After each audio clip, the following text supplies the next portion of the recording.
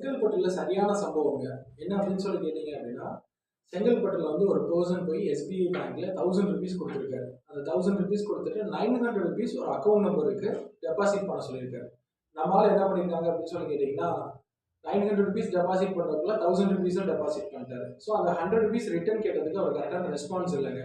ஸ்ட்ரெயிட்டா போய் bank manager கேட்கிறாரு, அவரும் கரெக்டான ரெஸ்பான்ஸ் இல்லை.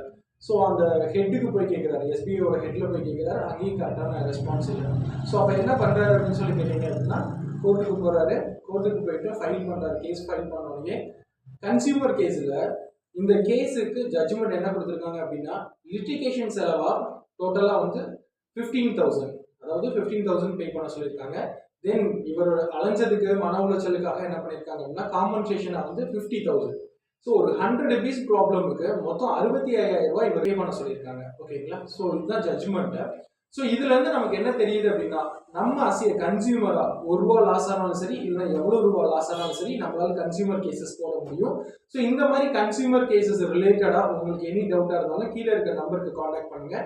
செகண்ட், இதே மாதிரி ஏதாச்சும் நீங்க பாதிக்கப்பட்டிருந்தீங்க அப்படின்னு சொல்லி கேட்டால், உங்களோட கீழே இருக்க கமெண்ட்ல வந்து உங்களோட டீடைல்ஸ் மென்ஷன் பண்ணுங்க. இது ரிலேட்டடா உங்களுக்கு நான் சொல்யூஷன் ப்ரொவைட் பண்ணுறேன். தேங்க்யூ.